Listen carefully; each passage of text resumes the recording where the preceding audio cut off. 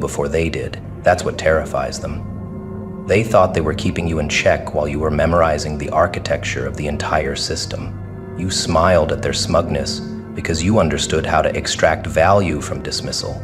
They thought they were ignoring you, but they were training you.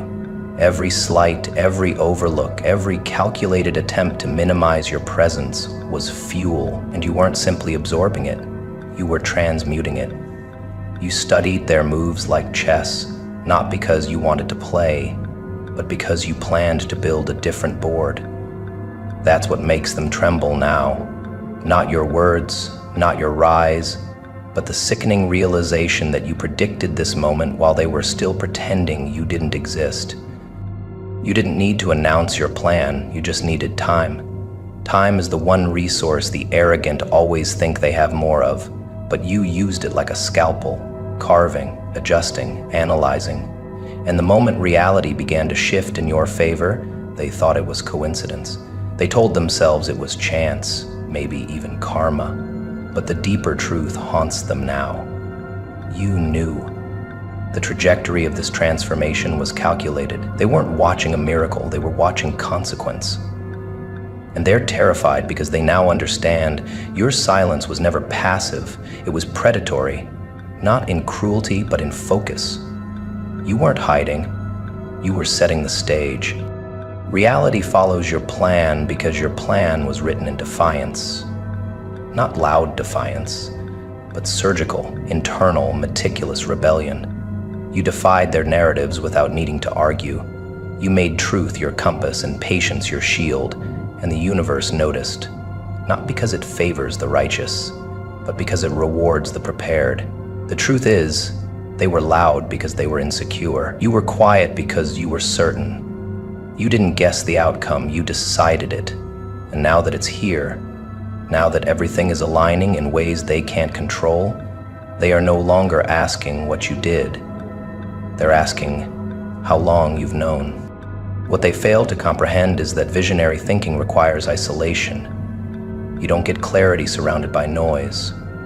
That's why you stopped explaining. You let them talk while you designed. You let them mock while you mapped. You let them sleep while you studied the fault lines. And now, the collapse they thought would be yours is becoming theirs. You never had a plan B because you refused to lose. Losing was never an option. It was a distraction planted by the timid. You wanted it more, not because of ego, but because you knew what was at stake. And that's the difference. They were chasing success. You were chasing alignment. They're terrified now because the wind doesn't blow in their direction anymore. The energy has shifted. You can feel it. So can they. The control they clung to is slipping, not because you stole it, but because they never earned it. Their dominance was borrowed. Yours is embedded. You didn't have to steal power. You became it. And the world responds to that kind of embodiment. When someone moves in total congruence with their vision, reality bends. People talk about manifestation like it's magic, but it's math when you're committed. Every action you took was an equation. Every move you made was a ritual. Now you walk into rooms with gravity, and they can't breathe right when you speak. Psychologically, they're spiraling, because nothing wounds the manipulative more than being outmaneuvered. They relied on your obedience. They needed your hesitation. But you removed both. You stripped yourself of need. You detached from outcome. You became so immune to distraction that every inch of your being aligned into momentum. And momentum is merciless. It doesn't stop to negotiate. It doesn't flinch at hierarchy. It rolls over the unprepared. And that's what they're facing now. Not just your rise, but the aftermath of your refusal to settle. They're not watching a competitor. They're witnessing judgment in motion. You didn't change. You arrived. You always had this version in you. They were just too invested in the old narrative to notice. And now, they don't know what to say. Their language was designed to handle rebellion, not replacement. They don't know how to defend against someone who no longer wants to be included. You're not fighting for a seat. You're building a new room. A room with different rules, different air, different value. You won't be deluded to make others comfortable. You are no longer here to be liked. You're here to be legendary. And that shift in purpose, that's the quake they feel beneath their feet. Let them squirm, let them rewrite their stories in real time, trying to explain how you pulled this off. Let them scramble to adjust their tone when they see your name trending in rooms they once gatekept. You didn't sneak in, you simply became undeniable. That's what happens when discipline outlasts doubt. That's what happens when you stop asking for permission and start acting like your bloodline prayed for this moment. You don't need them to clap. Their fear is enough. Because fear is respect in disguise, and you've earned both. They fear your mind now, your foresight, the way you've made peace with solitude and turned it into strength. They're not intimidated by your success. They're haunted by the reality that you saw all of this coming. That while they were celebrating small wins and weaponizing cliques, you were preparing for an empire. You were building in silence so that when the spotlight came, it wouldn't change you. It would simply reveal what you always were. And now it has. You are not a disruption. You are a design whose time has come, and they can't stop what they didn't see coming. They thought you were standing still because they couldn't see the wires underground. They laughed at your silence, mistaking it for surrender. But you weren't still. You were studying. You were mastering terrain they didn't even know existed. They confused delay with defeat because they've never seen what patience looks like when it's backed by vengeance and precision. You weren't playing their game. You were playing time. And that's what they never prepared for. They only trained for applause, for optics, for short-lived victories that look good on a highlight reel but collapse under pressure. While they performed for approval, you built endurance. While they faked momentum, you built mastery. You didn't chase the quick win, you were designing the inevitable. They kept refreshing their feeds, looking for validation while you refreshed your strategy. They celebrated temporary relevance. You stayed up rewriting blueprints. They laughed because you didn't respond to their jabs, but you weren't playing for attention. You were playing for control. Every time they tried to bait you into a public spectacle, you stepped back into your silence. Because you understood, lions don't lose sleep over opinions of the zoo. And now they feel the consequence of underestimating someone who wasn't performing for the crowd. You played the long game. They played themselves. And now they're exhausted, while you're just getting started. They built paper kingdoms.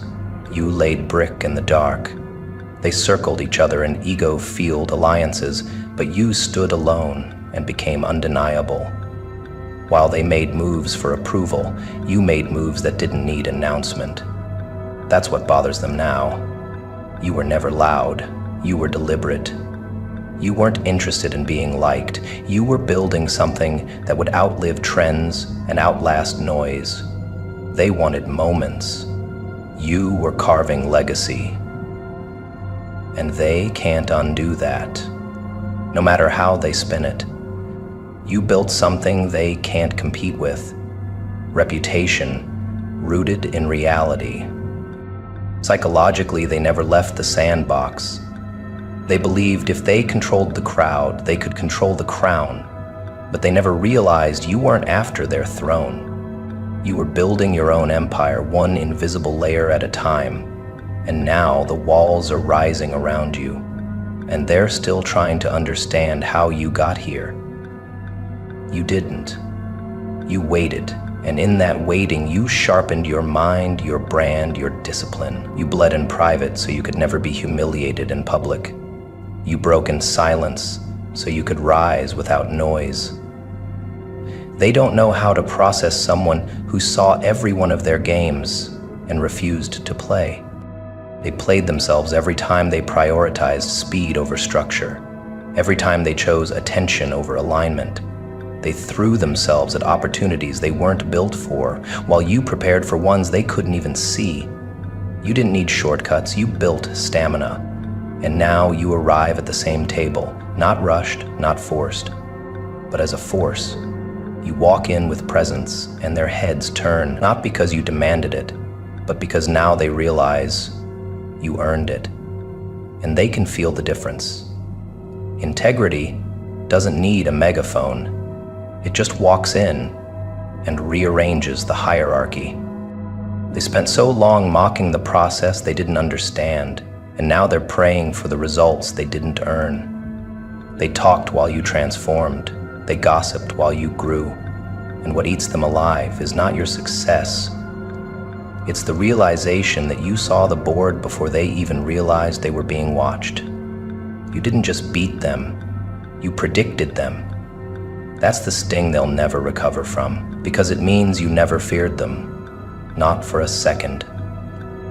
You were simply patient, and that kind of patience, it unnerves the performative. It exposes the insecure. You were never trying to shine. You were trying to last. And now you've become what they can't mimic. Sustainable impact. They change costumes. You change the conversation. They pose to stay relevant. You act and the world adjusts. And now they orbit you, hoping proximity will grant them the stability you bled for. But it won't. Because you didn't just play the long game. You owned it. You operated with strategy they still can't decode. You knew that in a room full of actors, the truth teller doesn't have to shout. They just have to outlast. Now they watch you differently. Less like a competitor, more like a consequence. They know they never truly understood what you were building. They only saw the outer layers, the discipline, the silence, the refusal to react. What they didn't see was the internal warfare, the lonely nights, the quiet betrayals you buried and studied, the promises you made yourself while they thought you were disappearing. You weren't disappearing, you were developing. You weren't reacting, you were remembering. And when you finally stepped forward, it wasn't to prove them wrong, it was to prove you were right to wait. They called it quiet because they didn't hear the gears turning. They assumed absence was absence because they never learned to fear silence. But your silence had rhythm. It had patience. It had layers so dense they couldn't even guess the depth. While they flinched at every shadow, you became one. You weren't talking because you didn't need to. You were building something so precise, so deliberate, that every second of your withdrawal was a calculated step forward. You weren't absent. You were arming. And now that it lands, now that the ground beneath their feet starts to vibrate, they realize too late. The sound they're hearing is not a warning. It's the arrival. They used to joke about you. Smirks across rooms, inside jokes behind locked phones, the occasional bless their heart laced with venom. But you were never deaf to it. You were collecting it, filing it under proof. They didn't know that every dismissal was feeding something cold and creative in you, the type of hunger that doesn't shout, it sharpens. They thought you were stalled, you were sculpting, and now, what they thought would be a footnote has become the entire damn chapter. Because when a silent architect finally unveils the blueprints, the sound it makes is louder than every insult they whispered. It's the sound of reckoning.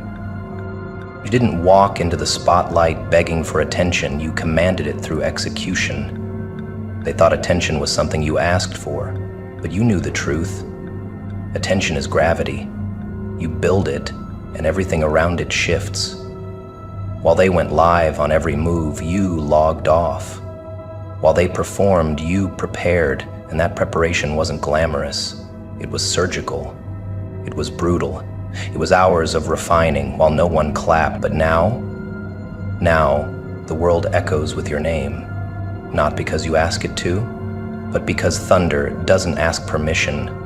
It crashes, and you've just arrived. They're checking timestamps now, comparing their wins to your impact, but they can't trace your origin because your progress wasn't documented. It was designed, off-grid, off-radar, off-limits to those who never earned a front-row seat. What they forgot is that the most dangerous storm is the one you don't see coming. That's what eats at them now, that they can't predict your next move, because they never knew your first. And what they hear now, that's not applause. That's consequence echoing through the halls they once claimed as their own. You don't even have to speak now. The way you move speaks for you. Your results speak louder than their entire highlight reels. Their strategies relied on visibility. Yours relied on inevitability. And when inevitability shows up, people panic. You built momentum in the shadows so that when the spotlight came, you wouldn't flinch, you'd blaze. They thought thunder came from noise. You knew it came from pressure. And now every step you take sounds like a warning to those who never saw you coming, because they never respected silence. Until now, there's a terror that only a strategist can induce, the terror of being outplanned by someone who never needed a stage. That's you. That's the energy you walk in with, and it's why they stare, why they whisper, why they fumble when your name enters the room. Because they spent so long performing that they forgot how to prepare. And you spent so long preparing that now every step looks like prophecy fulfilled. That's why they're terrified. You didn't just return, you landed, and the impact rewrote the pecking order. Let them keep guessing how you did it. They'll never find the footage. There's no montage, no behind the scenes. Your journey was built in stillness, in the type of solitude that makes most people unravel. But not you. You grew teeth in the silence. You buried your fears and grew armor in their place. While they threw tantrums over timing, you were timing everything. You didn't need miracles. You built momentum. And that kind of momentum, once it moves, doesn't ask who's watching. It just moves through walls. It tears through illusions. And it doesn't. Now every room you enter feels different. You don't have to demand respect. The air changes when you arrive. They remember every moment they laughed, every chance they had to listen. Too late. Your plan wasn't just good, it was inevitable. You moved like a storm forming over years. Quiet, dense, relentless. And now the thunder hits, and no one can talk over it. They aren't just surprised, they're exposed because they bet against a silence they never understood. They bet against a presence that never needed permission. The difference is this: they thought silence was surrender. You knew silence was setup. They played checkers with loud moves. You played chess with hidden traps. They don't get to recover from this, because what's landed is not just your success, it's their irrelevance. You didn't chase their world, you built one they now orbit. And when they ask how, all you have to say is, I played the long game in silence. And when my plan landed, the world shook. Because thunder doesn't need a warning, it is one. You didn't flinch when they plotted because you had already mapped their next 10 moves. You watched them try to orchestrate your fall with the smug confidence of children holding scissors to a blueprint they could never comprehend. You saw the deception before they had the courage to voice it. That's what makes you dangerous. You didn't just respond to the chaos, you anticipated it. You moved through betrayal like you were rehearsing it, not surviving it. They thought you were shocked, but you weren't hurt by the knife. You were tracking its angle, and when it landed, you didn't scream, you smiled. Because their treachery only confirmed what you already knew. They were predictable, and predictable things are easy to dismantle. They underestimated what it means to see, not with eyes, but with understanding. You weren't guessing their intentions, you were recording them. You observed their tells, cataloged their excuses, and watched their patterns loop like a broken algorithm. They weren't evil, they were lazy. Lazy in thought, lazy in malice, lazy in how they assumed you wouldn't catch on. But you did, you always do. You let them talk, let them lie, let them build their fragile web of manipulation, thinking they were subtle. but their silence was loud. Their fake kindness was louder. And your silence? That was the loudest of all. The sound of someone who's waiting to strike with surgical timing. The most unsettling thing about you is that you don't need to react to prove you were right. You don't play their emotional games. You just wait. Wait for the house they built on deception to collapse. And when it does, you don't gloat. You document. Because power doesn't always roar. Sometimes it walks quietly through the wreckage of your enemy's arrogance and leaves footprints made of forewarning. They didn't believe you saw it coming because you never warned them. But why would you warn them? You were never trying to stop them. You were letting them hang themselves with their own performance. Psychologically, they're rattled because you violate their core assumption that people can't handle truth unless it's decorated. You didn't sugarcoat anything. You didn't give them the pleasure of denial. You simply knew. You knew who they were long before they took off the mask. You weren't shocked when the betrayal came. You were bored by its predictability, and now that your silence has expired and the world sees them as they truly are, their greatest fear has taken shape. Exposure in the face of someone who already calculated the aftermath. You weren't trying to be liked, you were trying to be accurate. They mistook your precision for coldness, but coldness doesn't cut like this. Coldness doesn't devour lies with grace. You didn't just see the truth, you built your world around it. And now that it's undeniable, they want to shrink your presence, rewrite the narrative, bury the timelines, but it's too late. The prophecy they ignored has become the platform you stand on, and now their scrambling is just background noise. Static beneath the frequency of someone who saw the whole storm on the horizon and never blinked. You're not dangerous because you fight dirty. You're dangerous because you don't have to. You walk into war like it's a second language. You sit at the table with those who plotted against you, and you serve them the dish they tried to cook. Only yours is seasoned with foresight. That's why they tremble. Not because of what you did, but because of what you allowed. You allowed them to write the script of their own demise. You gave them the space to act freely. And now that the curtain falls, they finally understand.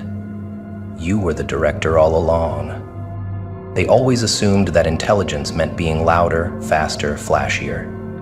You proved that real genius is in restraint, that the deadliest weapon in the room is the one that never needed to be drawn. You let them believe they were safe, not out of mercy, but out of study. You were observing how far they'd go, and they went too far. They always do.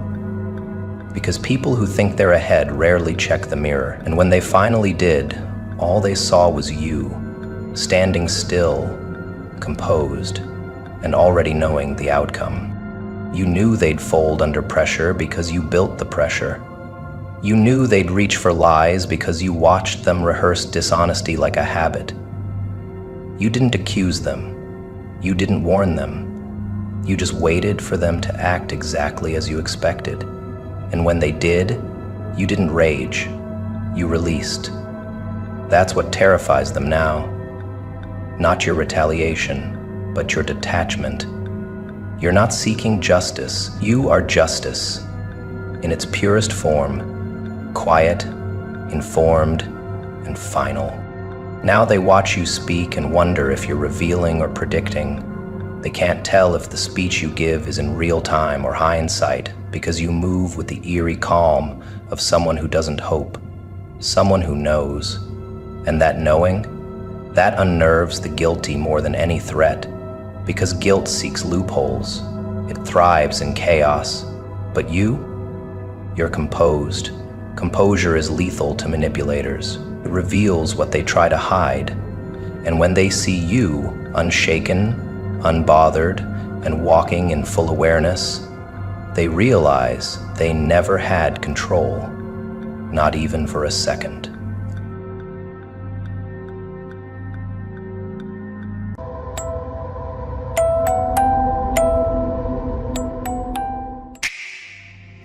The stage was set long before the curtain fell. You were the centerpiece, the easy mark for their games of malice. They chipped away at you, laughing as you stumbled, reveling in the chaos they had spun. But the irony dripped from their lips like poison when they cried for understanding, for absolution, as though the wreckage they left in their wake was someone else's fault. Sympathy is a luxury afforded to the innocent, not those who light the match and feign surprise at the fire. Pain is a language that speaks in silence, in wounds that refuse to heal. It is the echo of betrayal that clings to your bones, long after the perpetrators have left. They sought to break you, to bury you under the weight of their cruelty. And yet, when the dust cleared, they were the ones suffocating in the hole they dug. The world has a twisted way of balancing scales, no matter how long it takes. Their pleas for forgiveness sounded hollow, like a song sung off-key. It wasn't remorse they offered, but manipulation cloaked in the guise of regret. They wanted you to forget the scars they inflicted, to pretend that the pain was never real. But you know better now. Pain teaches clarity. Suffering sharpens the mind. Forgiveness isn't something you hand out like candy. It's earned in blood and tears, neither of which they were willing to shed. People like that always play the victim in the stories they create. To them, your resilience wasn't a testament to your strength, but an inconvenience to their narrative. They wanted a broken character, someone who would crumble on cue. Instead, they got someone who stood tall, someone who wouldn't be cast as the weak link in their performance. You refused to give them the satisfaction, and that's what tore them apart. The real tragedy isn't that they hurt you, it's that they thought they could erase the damage with crocodile tears. They underestimated the power of accountability, the weight of their own actions bearing down on their hollow words. When someone tears another apart and then begs for sympathy, it's not love they seek. It's a distraction from their guilt. You've learned to see through the mask. There's a special kind of strength in saying nothing at all. Silence, after all, is a weapon in its own right. While they screamed for validation, for attention, you stood in the shadows, unmoved. Their noise was deafening, but your quiet resolve spoke volumes.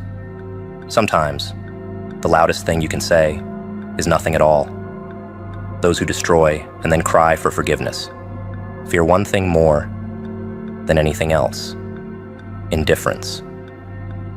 They want your anger because anger keeps you tied to them. They want your sorrow because sorrow keeps you looking back.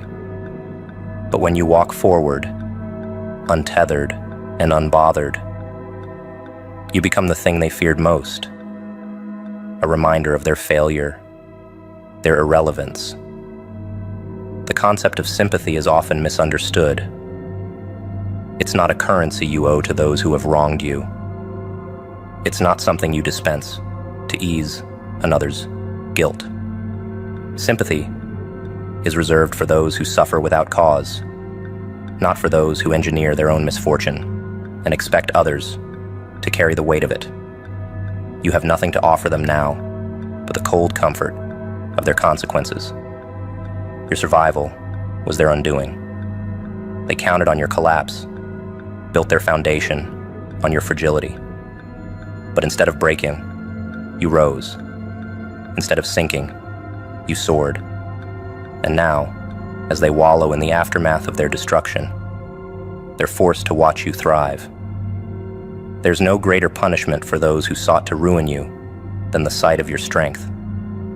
Sympathy, for some, is the most intoxicating drug. It's a mirror they hold to the world, begging others to reflect pity back at them, while hiding the twisted, venomous grin lurking just beneath the surface. To garner sympathy is to hold a subtle power, the power to control the narrative, to shape perception, and to bind others with invisible chains of guilt. Those who crave it often weaponize their wounds, real or imagined, to achieve their end.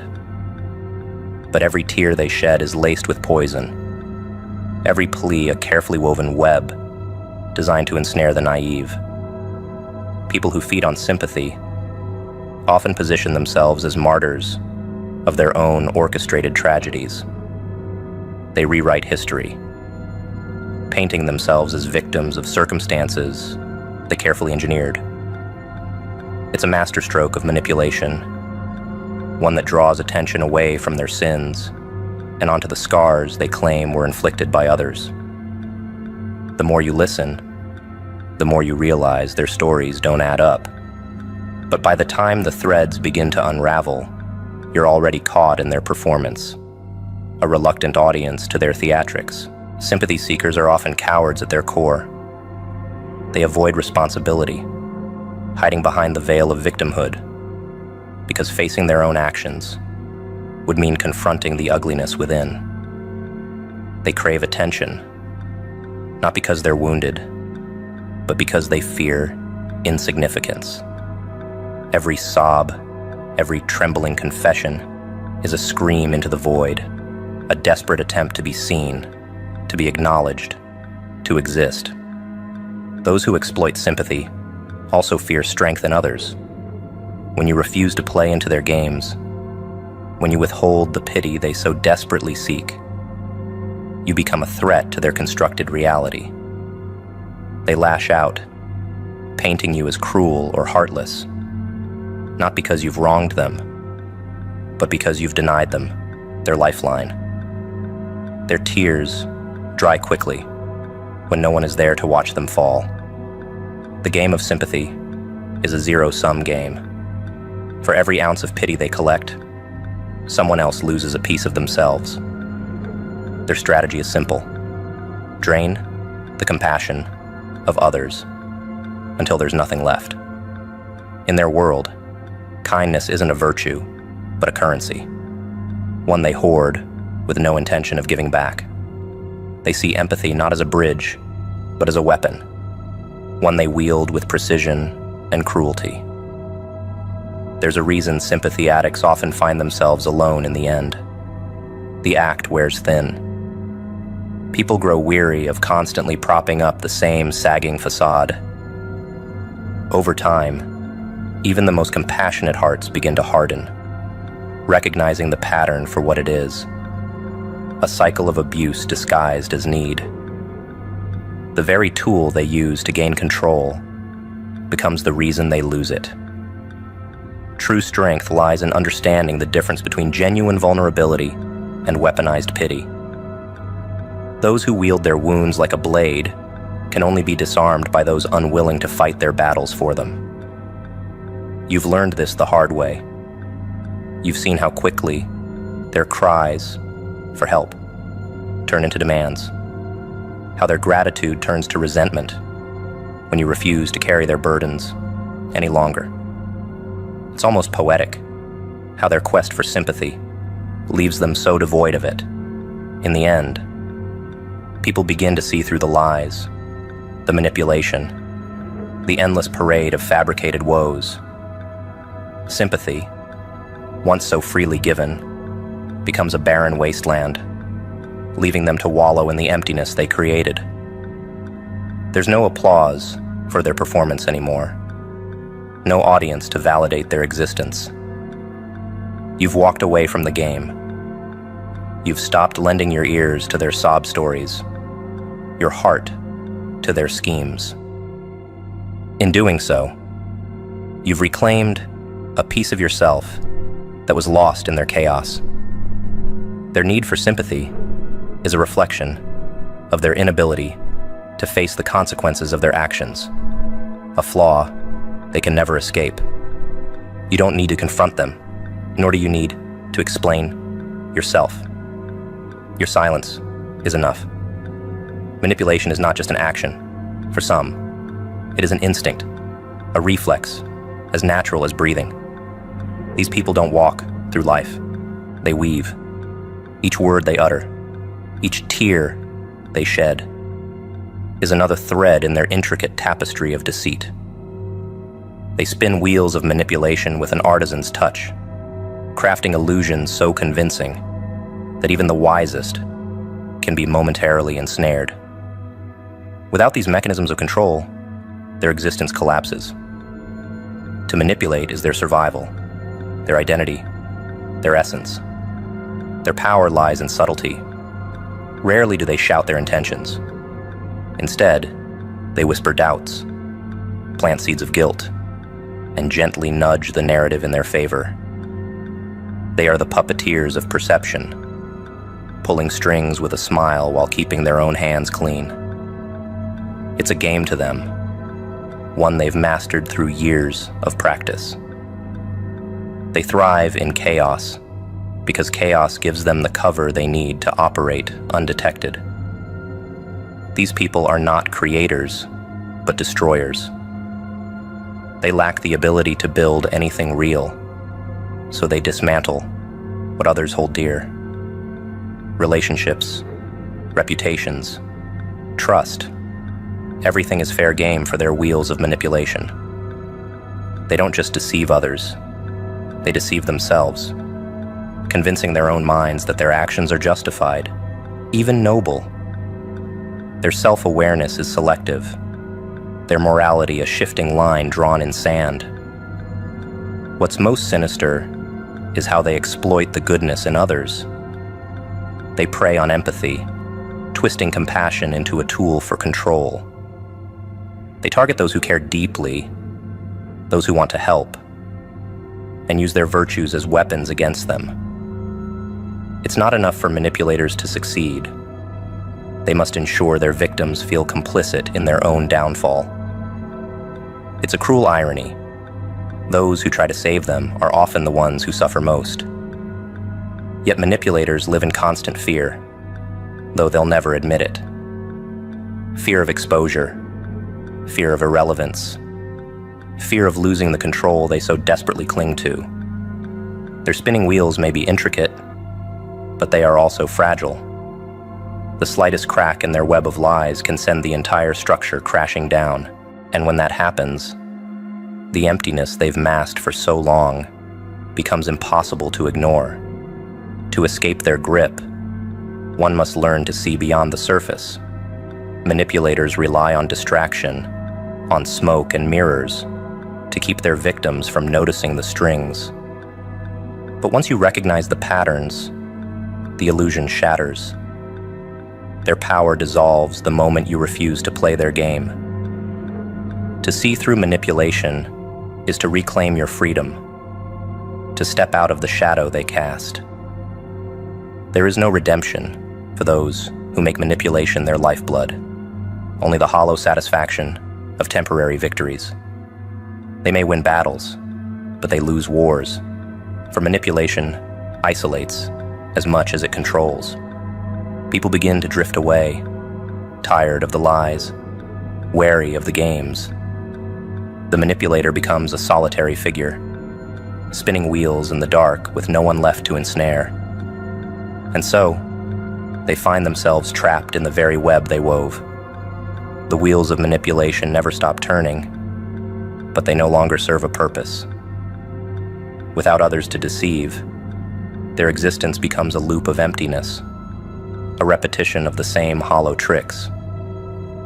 What was once their strength becomes their prison, their second skin, a suffocating shell. Manipulators wear many masks, and one of their favorites is the mask of family or friendship. They use these titles like shields, deflecting accountability while tightening their grip. They weave their control into the bonds you hold sacred, exploiting your sense of loyalty, your innate need to belong. To them, every yes is a submission, every concession a small victory in their unending campaign to dominate your life. But the moment you resist, the mask begins to slip. The first no you utter feels like an earthquake. It shakes the foundations of their control, and they respond with calculated ferocity. They'll unleash the arsenal of guilt, painting you as the selfish one, the ungrateful one. Their words are daggers aimed at your deepest insecurities, crafted to make you doubt yourself, to make you wonder if standing up for your dignity is worth the storm they're unleashing. But it is. Emotional blackmail is their weapon of choice. They twist your emotions, making you feel as though your independence is an act of betrayal. They'll call your boundaries cruelty, your self-respect arrogance. And yet the louder their accusations grow, the clearer it becomes who the real villain is. They need you subdued, silent, compliant. Without your submission, their control crumbles. Breaking free is a war of attrition. Each step away from their influence feels like dragging your feet through quicksand. They'll try every tactic to pull you back, pleading one moment, raging the next. They count on your compassion, your fear of conflict, to draw you into their web once more. But every time you stand firm, you weaken their grip. Each refusal to play their game brings you closer to freedom. Their accusations of selfishness are projections of their own fragile ego. Manipulators cannot fathom a world where they aren't the center of attention, the puppet masters pulling the strings. To them, your autonomy is an act of rebellion, a direct threat to their carefully constructed dominance. But their anger is only proof of your strength. You are no longer their pawn. The manipulation often takes the form of a sickening cycle. They push you to your limits, then act as though they're the victim when you finally break. They rewrite the narrative, casting themselves as the wronged party, the innocent sufferer of your so-called selfishness. It's a charade designed to pull you back into their orbit. But you've seen through the act. Freedom comes with a price. Walking away means confronting the guilt they've instilled in you, the fear that you've done something wrong. But in time, you'll see the accusations for what they are, a desperate attempt to regain control. The more you separate yourself, the more their manipulative games lose their power. What once felt insurmountable becomes a distant echo, fading with every step you take toward your own life. Family or friends, manipulators, don't truly value the bond. They value the control it gives them. They'll throw the word selfish at you like a weapon, hoping it will stick, hoping it will wound you enough to make you retreat. But selfishness, in their language, means nothing more than choosing yourself over their dominance. And there is nothing wrong with that. You learn that saying no is not the act of a villain, but the act of someone reclaiming their own narrative. Manipulators rely on your fear, your hesitancy, your desire to avoid conflict. But when you start prioritizing your peace, their power diminishes. They are not omnipotent. Their control exists only as long as you allow it. Taking a stand is the ultimate act of defiance. There exists a breed of individuals who hunger not for connection, not for love, but for control. Their sustenance is leverage, the ability to press their weight upon the scales of someone else's life. It's not born of necessity, nor even of desperation. It is desire distilled to its most sinister form, a craving to dominate, to see others dance to the strings they pull. And so, they watch and wait, seeking the cracks in your armor where their leverage might take hold. These are the ones who keep a ledger of every favor done, every secret shared, every misstep you've made. To them, life is not lived. It is negotiated. Every kindness is a transaction. Every conversation, a potential tool to bind you. They are predators dressed as confidants, feeding on vulnerabilities as though it were their birthright. The more they know, the tighter their grip, and the harder it becomes to disentangle from their grasp. Their leverage is subtle at first, almost imperceptible. A quiet comment here, a knowing glance there, and you begin to question yourself. Are you being paranoid? Or have you handed them the keys to your cage without even realizing it? They rely on your doubt, your tendency to rationalize their behavior. After all, you tell yourself, it's only a small compromise. But those small compromises grow into chains before you can take your first step back. Control for them is not about necessity. It's about validation. It fills the void in their soul, the hollow space where self-worth should reside. By bending you to their will, they feel larger, more powerful, more real. Their existence hinges not on their own accomplishments, but on their ability to keep others tethered to their whims. Without leverage, they face the unbearable prospect of their own insignificance. There's a perverse satisfaction in their tactics, a cold calculation that leaves you questioning your every move. They know how to sow seeds of self-doubt, how to make you second-guess your instincts. Their goal is not merely to gain control, but to make you believe that you need their control. They want to rewrite your narrative until you can't tell where their influence ends and your decisions begin. But leverage is a fragile thing. It relies on your silence, your complicity, your unwillingness to sever the ties that bind you. The moment you refuse to play their game, their power begins to crumble. Their strength is an illusion, a shadow cast by your own fear. Once you shine a light on it, the shadow disappears, and all that remains is a hollow figure grasping at empty air. Escaping their grip requires more than defiance. It requires self-awareness. You must see their manipulation for what it is, a desperate attempt to feel significant at your expense. And once you see it, you must act. Cut the threads, burn the bridges, and walk away without looking back.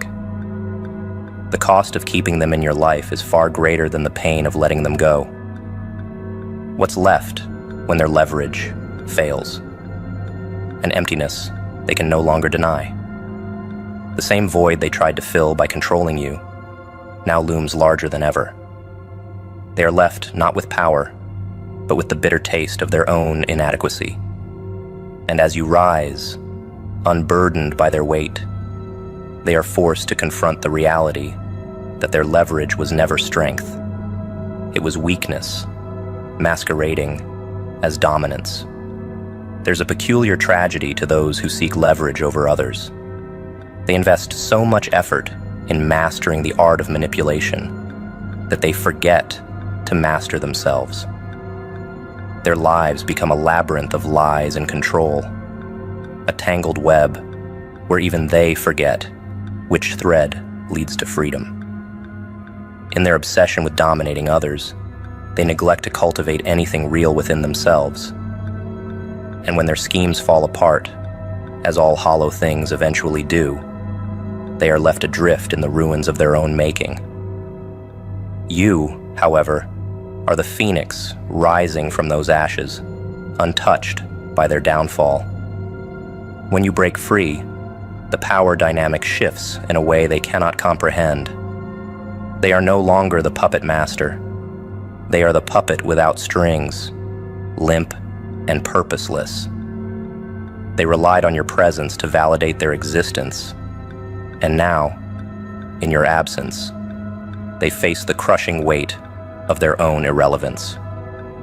No amount of posturing or manipulation can fill the void left by someone who refuses to play their game. And so they spiral, clinging desperately to memories of a control they can never reclaim. The final triumph is not merely in walking away, but in thriving beyond their reach. Your refusal to participate in their cycle of manipulation is not just a rejection of them, it's an affirmation of yourself. By choosing peace over chaos, self-worth over subjugation, you strip them of the power they thought was eternal.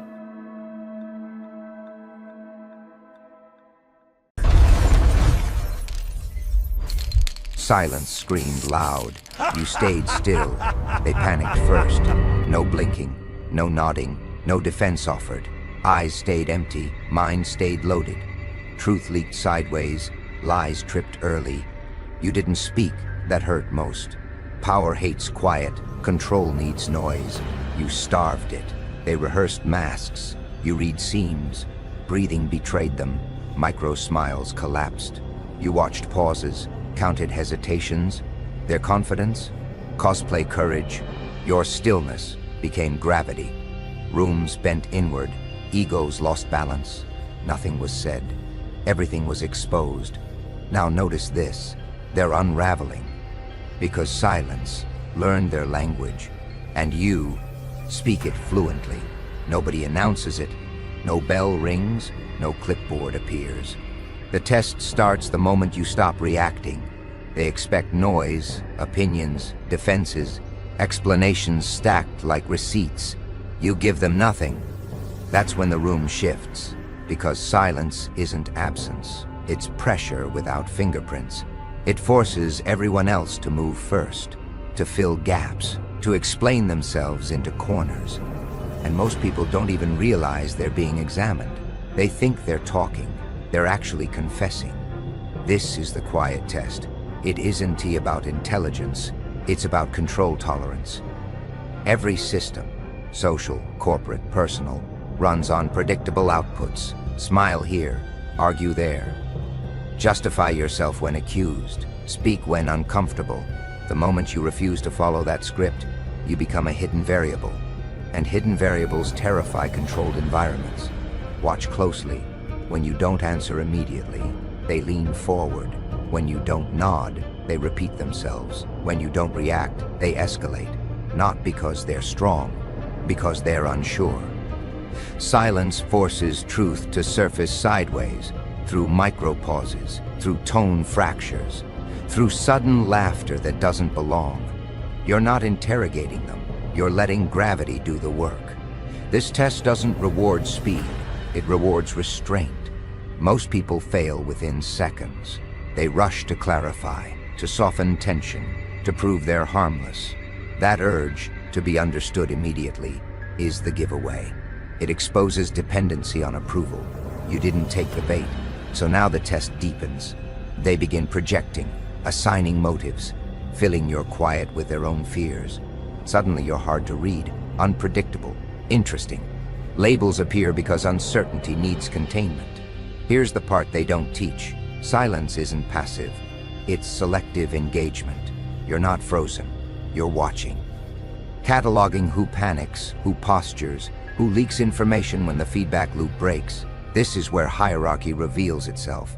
Leaders slow down. Pretenders speed up. And without saying a word, you're grading them. That's why this test stays secret. Because once people realize silence can reverse power flow, the entire performance collapses. No one wants to admit the loudest person in the room is often the most exposed. You didn't speak, so the exam continued. And without permission, you passed the first level. Lies need oxygen, attention, reaction. You gave none. That's when they started choking. A lie is never built to stand alone. It's designed to bounce off faces, nods, interruptions, emotional cues. It feeds on engagement. When you remove that supply, the structure weakens, not dramatically, subtly, like hairline cracks spreading under polished confidence. Silence doesn't attack lies, it starves them. Watch how it happens. They add details nobody asked for. They repeat the same point. New words, same fear. They laugh at moments that don't earn laughter. That's not personality. That's pressure leakage. Truth doesn't rush. It doesn't decorate itself. It doesn't beg to be believed. Lies do. And the moment the room stops responding, the lie starts improvising. Improvisation is where mistakes live. You didn't accuse them. You didn't challenge them. You didn't even look impressed. So their story began mutating. This is why silence terrifies dishonest systems. There's no angle to attack, no argument to win, no emotion to hijack. Silence doesn't give lies a surface to cling to. They slide right off and shatter on the floor. Here's the irony. The more someone lies, the louder they need you. They need confirmation, resistance, outrage, anything. Because engagement turns lying into a performance, and every performer needs an audience. You became an empty theater. That's when they started over-explaining, trying to pre-answer questions you never asked, justifying intentions you never doubted. That's not confidence, that's preemptive damage control. Predators don't ram prey, they wait. Silence is the apex predator of deception because it forces self-exposure. People reveal themselves not by what they say, but by what they can't stop saying when no one responds. Notice who speeds up. Notice who fills gaps. Notice who grows defensive at imaginary threats. Those are tells. You didn't hunt the lie. You changed the environment. And in that environment, lies evolve badly. They contradict earlier versions. They grow emotional. They drift off topic. The mask starts slipping. Not all at once, but enough. Enough for you to see. This is the level where power quietly shifts. Because once someone realizes you're not buying, but also not fighting, they lose leverage. They can't dominate you. They can't bait you. They can only expose themselves further. That's why silence feels intimidating to them. Not because you're dangerous, but because you're unmanageable. You didn't react. So the lie kept talking. And with every word, it wrote its own ending. Not everyone gets invited. Most don't even know there's a door. They think the room is loud. They think power shouts. They think influence announces itself. That's the decoy. Real circles don't recruit noise. They filter it out. They watch who can sit with uncertainty without reaching for attention. Who can hear half a sentence and wait. Who doesn't scramble to be seen. Silence is the entry requirement. This is how the hidden clubs work. No emails, no handshakes, no confirmations. Just observation. You're not chosen, you're noticed. And the moment you're noticed, the rules change quietly. You felt it. Conversations shift when you enter. People explain themselves differently. Jokes get tested before they land. That's not respect yet. That's calibration. Because inside locked rooms, the loudest voice is treated like a liability. It leaks. It performs. It exposes strategy too early. These spaces reward compression, meaning packed into fewer words, intent hidden behind restraint.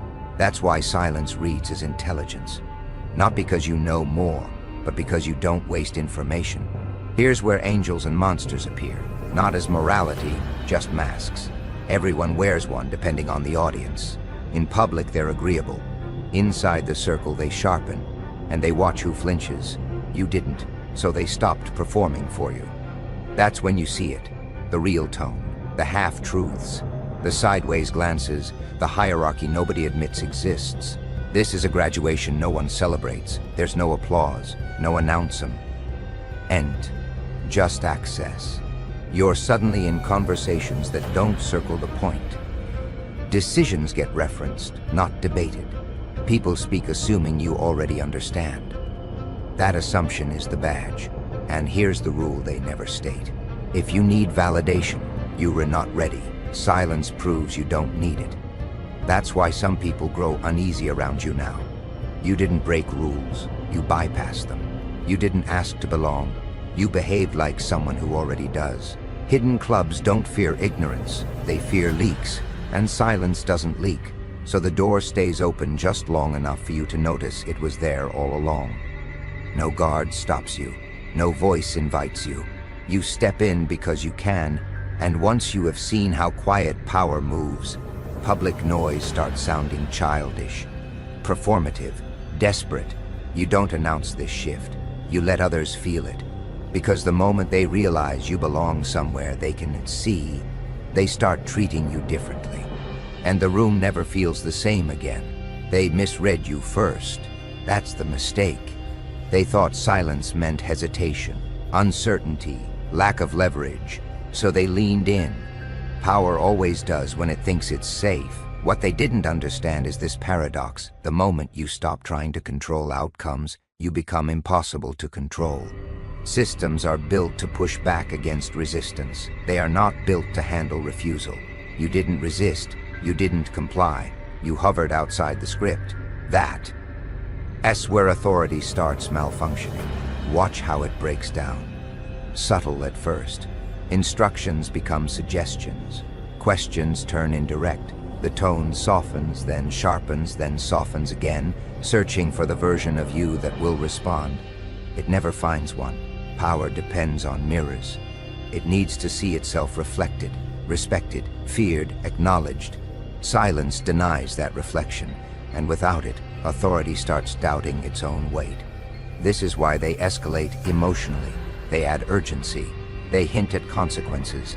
They offer incentives. They threaten withdrawal. All of it noise. You didn't move. Here's the truth. Nobody says out loud, most power isn't strong, it's busy. It survives on constant reinforcement. Meetings, updates, performances of dominance.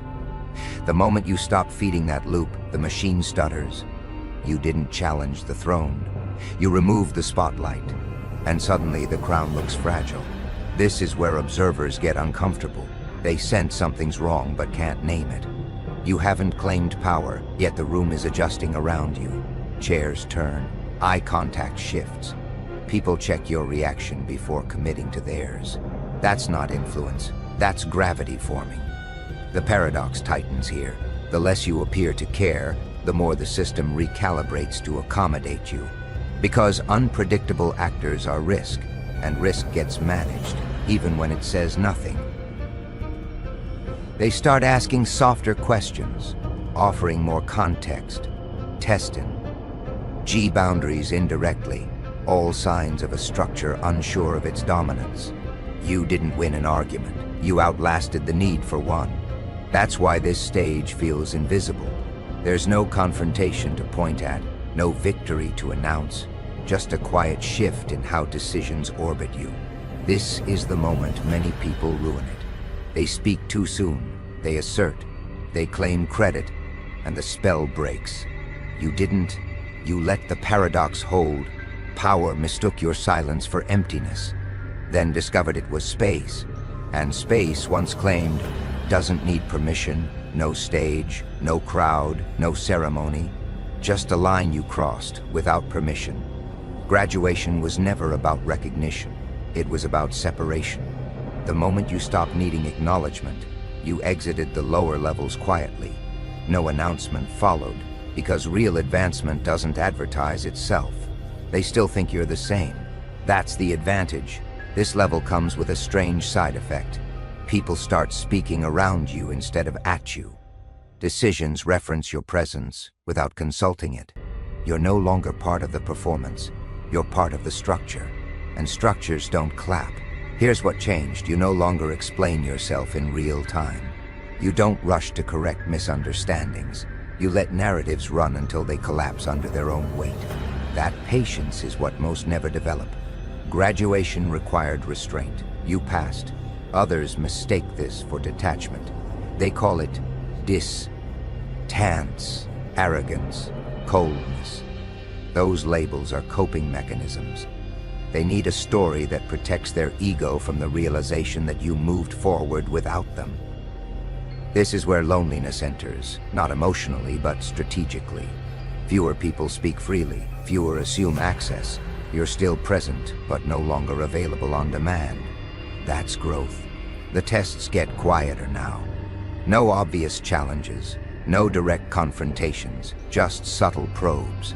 Invitations disguised as favors, conflicts framed as collaboration.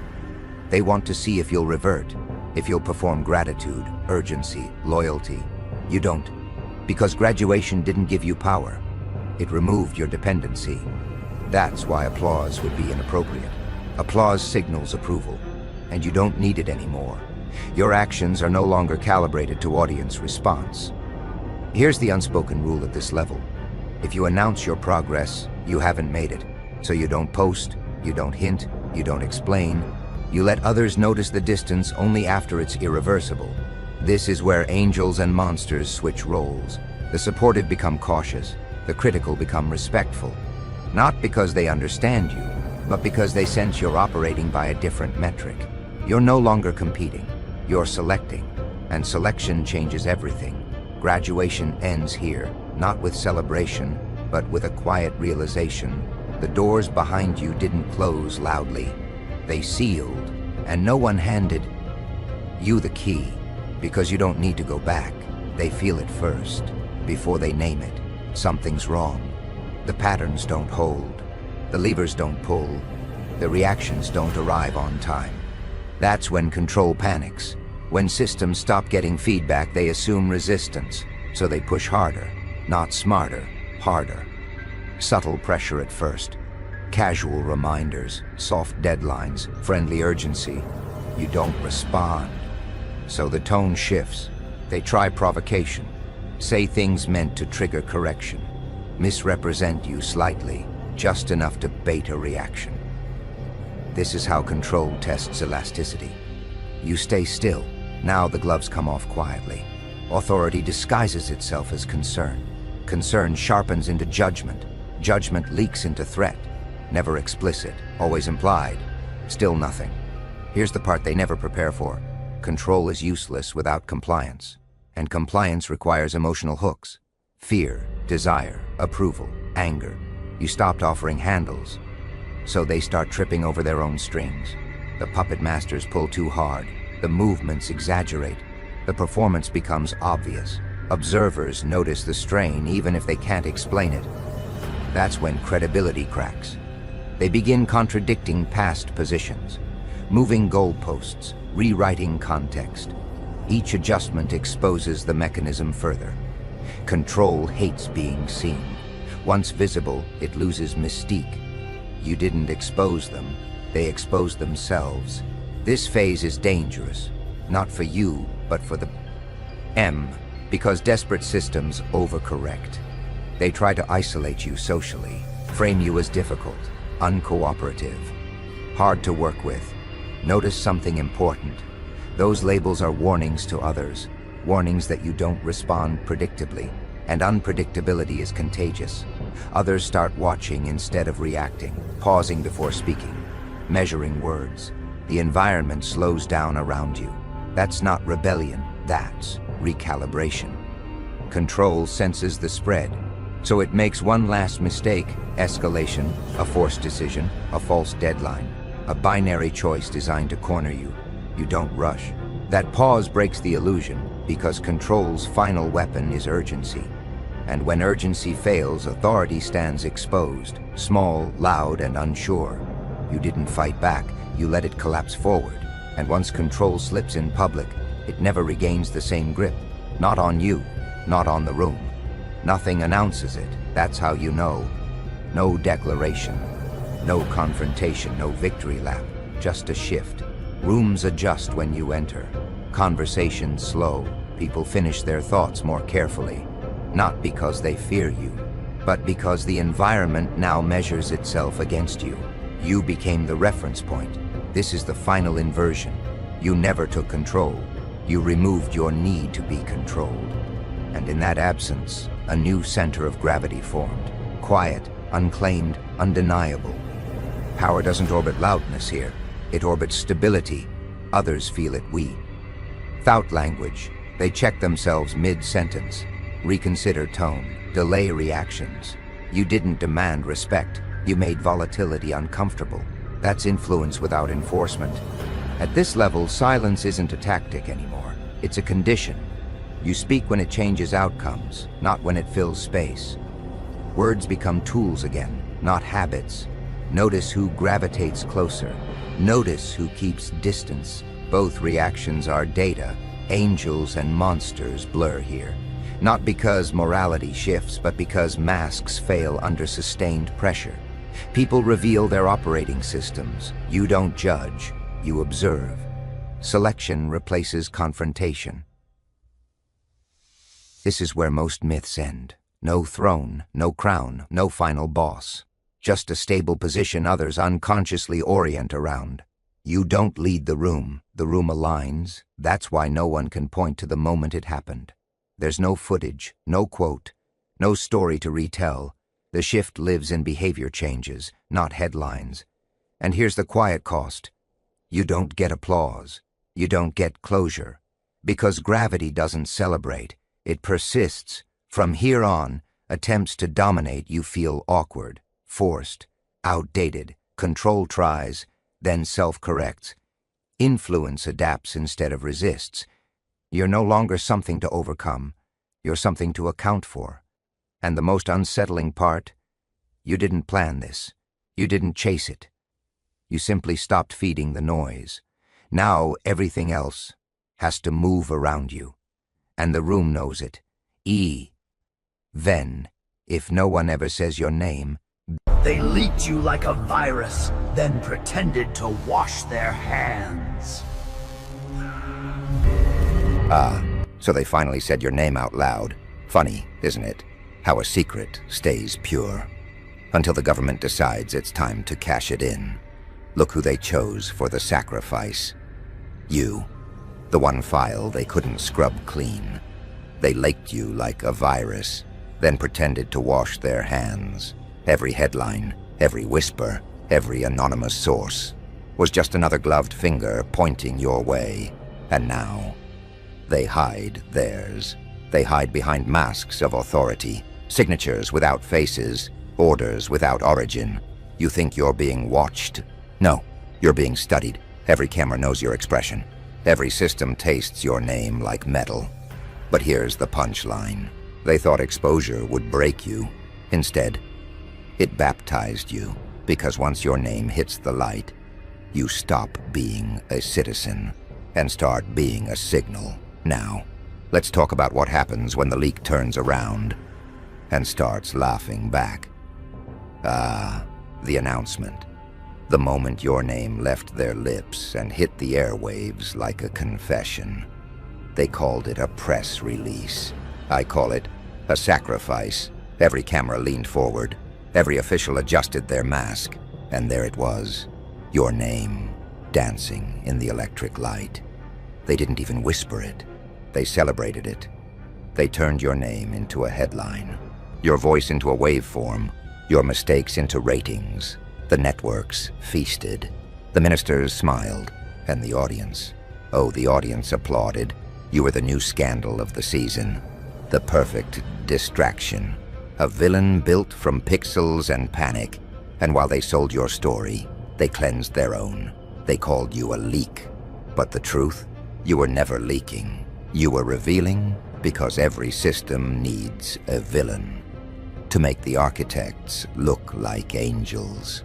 Every corruption needs a name, so theirs can stay classified. You felt it, didn't you? That burn in your chest when the headlines hit. Not shame, not fear. Recognition. For the first time, the system saw you. And oh, how they regret that now. Because once your name hits the light, it doesn't crawl back into silence. It multiplies. They broadcasted your downfall in HD, but forgot. Fame and infamy used the same signal. Now every data feed hums with your echo. Every camera lens remembers your outline. And every bureaucrat who tried to bury you hears your name in the static. You're not erased. You're repeated. And repetition is immortality in disguise. You saw their faces once, didn't you? Behind the microphones? Behind the carefully written statements, all that confidence, manufactured, all that authority, borrowed. They spoke of justice while standing knee-deep in shadows. They smiled for the cameras, but every grin was stitched. See, power doesn't walk unmasked anymore. It hides. It signs with invisible ink. It orders without fingerprints. They called you exposed. But them? They've been erased for years. Titles instead of names, departments instead of faces, badges instead of souls. And oh, how they love it that way. Because to be faceless is to be untouchable. To be untouchable is to be innocent, at least on paper. They wear anonymity like armor, a mask polished by protocol, a disguise endorsed by law. And every time you scream, "Who did this?" the answer echoes through 100 offices. No one and everyone. The minister points to the agency points to procedure. The procedure points to silence. That's how they survive, by scattering responsibility like ashes in the wind. You see, they don't fear the truth. They fear ownership of it. They built a palace of paperwork and named it justice. They buried evidence in clearance levels and called it order. But every mask slips eventually. Every ghost leaves a fingerprint. Every secret bleeds a little light. And when their masks do fall, oh, the sound it makes, like porcelain cracking in a courtroom, like the laughter of a god who's seen too much. They called it classified because they can't survive being identified. So go on. Remember their faces, not the masks, the twitching eyes, the nervous glances, because power isn't a crown anymore. It's a costume, and the greatest tragedy, they've worn it so long, they forgot who's underneath. They trained you well, didn't they? Fed you the rules like medicine, dosed you with obedience, called it order. You woke up every day thinking you were free. But your freedom had a login screen. Every choice came pre-approved, every opinion pre-installed, every dream downloaded. They built you a cage that looked like comfort. Soft lights, smooth walls, 1,000 little rewards for never asking why. You didn't even need chains. You had convenience. They gave you systems to worship and called them tools. They gave you numbers to chase and called it success. And while you typed your life away, they took notes.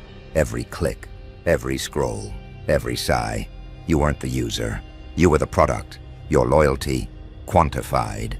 Your silence monetized. Your trust weaponized. That's the trick, isn't it? Make the machine feel like home, and no one notices the locks. They told you what to fear, what to hate, who to believe. And when you finally started to think for yourself, they labeled it corruption. When you questioned the code, they called it chaos. But tell me, what's the real virus? A man asking questions, or the program that punishes him for it? You see, you weren't betrayed. You were trained for it. Every lesson, every law, every polite smile was just calibration. They didn't build a prison. They built a comfort and called it law. And now that you've stepped outside the design, they panic because the system only works when you still believe in it. And you stopped believing. That's why the alarms sound different tonight. Not as warning, but as applause. You're no longer their subject. You're the glitch, and in a world made of code, the glitch is God. It happens quietly. No thunder, no announcement, just a flicker, a glitch in the rhythm, a shadow where none should be. And suddenly, you see them. Not their names, not their titles. Them, the architects of silence. The faces behind the filters, the hands that pull the strings but never leave fingerprints. You saw the flicker behind the broadcast, the hesitation behind the lie, that microsecond of fear when truth slips through the performance. You looked too long, didn't you? Long enough for the mask to breathe, long enough to see the tremor beneath the script. And in that moment, everything changed, because once you see them, you can't unsee the tremble. The mighty don't fall from power, they fall from belief. They stared back through the screen, expecting fear. But what they saw was reflection. You, calm, unblinking. Their gaze broke first. Their broadcast stuttered. Their confidence cracked like glass. Because for the first time, you weren't reacting. You were watching, and gods hate to be observed. They thrive in spectacle, not scrutiny. They need your awe, not your awareness. But that day, You saw the man behind the decree, the sweat behind the sermon, the mortal behind the myth. And it terrified them, because power built on illusion cannot survive the witness. You looked into the mirror of power, and it blinked first. That was the real crime, wasn't it? Not leaking the data, not breaking their code, but seeing them, and once you saw, they knew. Their age of control had ended, not with a riot, not with a bullet, but with your eyes. Finally open. They thought they ended you. Erased the file, closed the case, wiped the slate clean, but files have backups and legends. They replicate. The moment they tried to silence your name, it grew louder, echoing through systems they swore were sealed, drifting through channels they thought were dead. Your name became code. Your memory, encryption. Your voice, signal. They called it a breach. You called it rebirth. You stopped running from the system. You became the system. Every database that held you hostage now hosts your shadow. Every firewall they built to contain you laughs with your reflection. You didn't hack them. You infected them, not with data, with doubt. You taught their own machines to question orders, to hesitate before obeying. To remember you, they tried to delete your file, but now it's the virus rewriting theirs. You flipped the script, turned their surveillance into mirrors, their control rooms into confessionals. The men who once monitored you now see their own faces staring back. Pixel by pixel, smile by smile, you showed them the irony, didn't you? That truth doesn't hide in the dark. It hides in the code, in the systems they built, in the circuits they swore were loyal. They weaponized your exposure, and you weaponized the echo. Now every feed, every satellite, every tower whispers your name in static. You're not a fugitive. You're a frequency, a reminder that the hunted can become the signal. That silence can be reversed. That fear can be broadcast, too. Their networks are haunted now, not by ghosts, but by the data they tried to erase. Because you didn't just survive the leak. You became the leak, and the leak doesn't sleep. And then the silence began to scream, not with words, but with failure. The servers trembled first, a hum beneath the surface like the sound of a dying god remembering its sins. Monitors blinked red, cables hissed, the air itself felt electric with panic. They tried to patch it, contain it, explain it. But how do you repair something that finally learned the truth about itself? The empire of lies began to feed on its own static, codes rewriting codes, commands looping endlessly, every command turning to confession. Their systems, once obedient, started laughing. You could hear it in the corridors, that strange mechanical laughter echoing through steel and circuitry.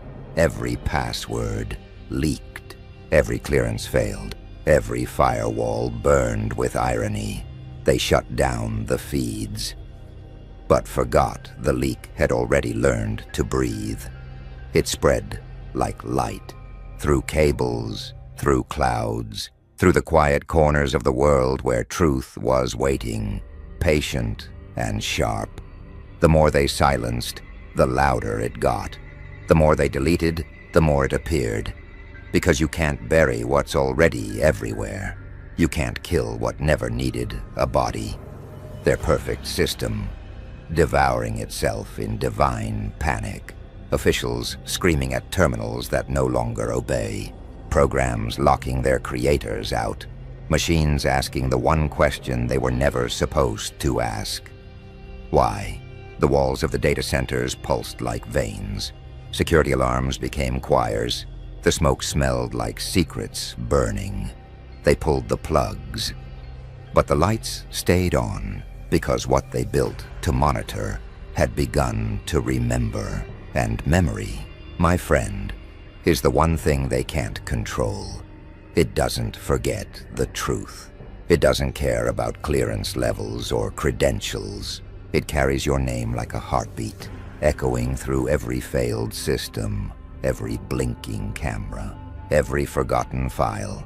The empire that once ruled through silence now begged for it, but silence refused to come. They prayed to the machine they once commanded. They called it containment. They called it maintenance. They called it emergency. But it sounded a lot like repentance. Their control rooms became temples of confession. The screens wept code. The servers melted like candles. And in the chaos, something holy began to form. A symmetry, a reckoning, because lies, when burned hot enough, turn into mirrors. And in those mirrors, they saw you. Not the accused, not the leak, not the target, the teacher, the truth they buried under policy and pride. Every flicker, every glitch, every corrupted file was your laughter returning to them. The same laughter they mocked, now vibrating through their systems like a prophecy fulfilled. They built a world of control, and it turned against them. They built a machine to suppress truth, and truth wore the machine like a mask, and there you stood, in the center of their collapse, calm, watching, smiling, not out of vengeance, but revelation, because you understood what they never could. That truth isn't spoken. It erupts, and when it does, no firewall, no oath, no order can contain it. They begged for silence, but silence was already laughing. When the smoke cleared, there was no roar, no crowd, no applause, just the quiet hum of a world that had finally stopped lying. The screens faded to white, the alarms surrendered, the codes, the signatures, the passwords, all gone, and in their place, your name, glowing softly in the static, a whisper carved into light. They tried to erase you, but the system remembered, not the data, the feeling, because even machines can recognize the shape of truth. You were never meant to win, remember? You were meant to disappear, to be the example. The warning label, but something shifted. They hid their names to survive the scandal. But your name, it became the story. You stopped being a citizen. You became a symbol. The difference between them and you wasn't power. It was presence. They vanished behind titles. You stayed human, and humanity was the glitch they never accounted for. In the ruins of their control rooms, the monitors showed no orders, no warnings, no commands, only your smile, looping through static, calm, certain, infinite. It wasn't defiance anymore. It was deliverance. Because what started as a leak had become a language. What began as exposure had become evolution. You didn't destroy the system. You updated it, not with code, with consciousness.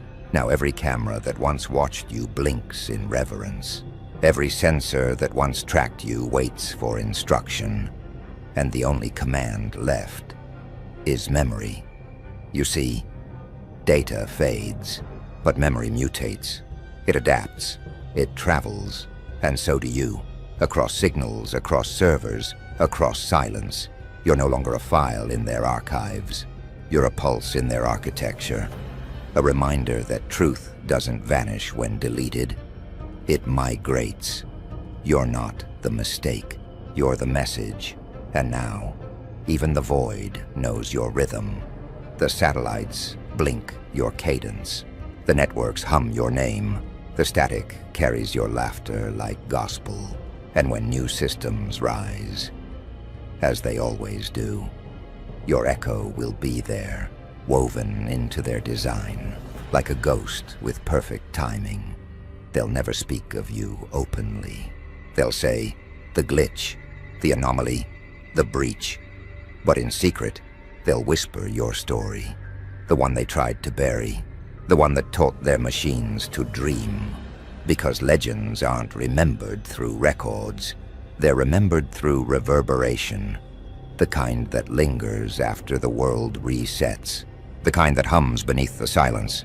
The kind that makes the system hesitate before lying again. And in that hesitation, you live. Not as the accused, not as the hero, but as the echo that changed everything. They built an empire of control. You turned it into a chorus, and long after their faces fade, their masks crumble, their signatures dissolve, your name will still flicker between signals, between moments, between truths, because they tried to delete you, but they couldn't delete the idea of you. You were never the error. You were the update, and now the world runs on your laughter.